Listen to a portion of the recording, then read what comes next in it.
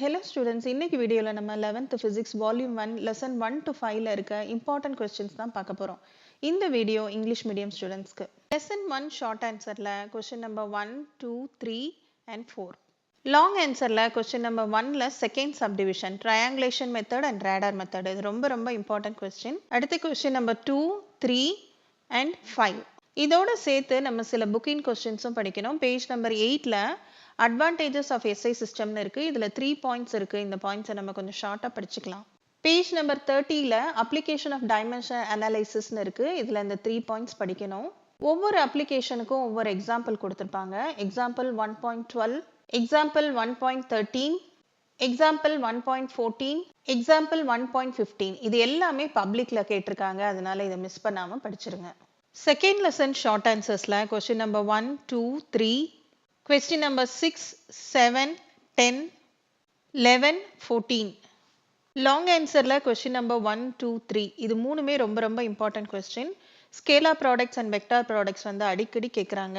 question number 5. இதோட சேர்த்து page number 81ல what is a projectile motion, give examples னு ஒரு question இருக்கு. நம்ம இந்த projectile ஓட definition படிச்சுட்டு examplesல ஏதாவது ரெண்டு படிச்சுக்கலாம். lesson 3 short answersல question number 1, 2, 3.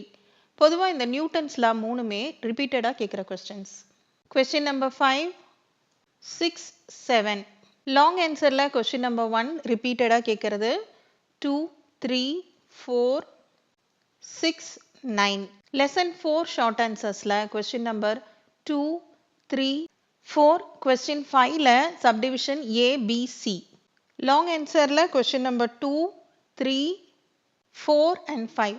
இதுல elastic collision question number 4 ரிப்பீட்டடா கேக்குறாங்க. இதோட சேர்த்து page number 175ல relation between momentum and kinetic energy இருக்கு. இதுவும் ஒரு தடவை பப்ளிக்ல கேட்டிருக்காங்க. lesson 5 short answersல question number 1, 4, 5, question number 9, 10, 13, 14, 16, 17. long answerல question number 1, 4, 5, 8, 9, 10. இதுல 8 parallel axis theorem ரிப்பீட்டடா கேக்குறாங்க. அடுத்த வீடியோல வால்யூம் 2ல இருக்க important questions எல்லாம் பார்ப்போம்.